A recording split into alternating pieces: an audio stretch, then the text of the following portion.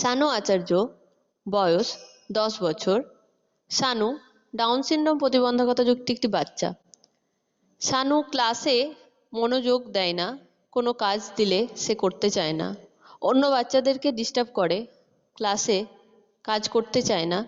সেই জন্য ওর মনোযোগ বাড়ানোর জন্য এবং ওকে ক্লাসে এঙ্গেজ রাখার জন্য একটি পাজল ফ্রুট করা হয়েছে।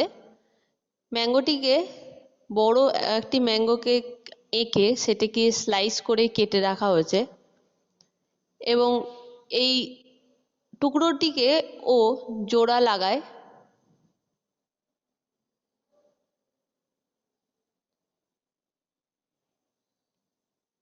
এই ধরনের বিভিন্ন পাজল দিয়ে ওর ক্লাসে এখন মনোযোগ বাড়ানো হয়েছে এবং ও ক্লাসে অন্য বাচ্চাদেরকেও ডিস্টার্ব করে না। এটিতে ও ক্লাসে মনোযোগও দিচ্ছে এবং বিভিন্ন ফ্রুটস এবং ভেজিটেবলসের আইডেন্টিফিকেশনও করতে পারছে। বাহ, ভেরি গুড শানু, খুব সুন্দর হয়েছে। কি বানিয়েছো এটা? ম্যাঙ্গো?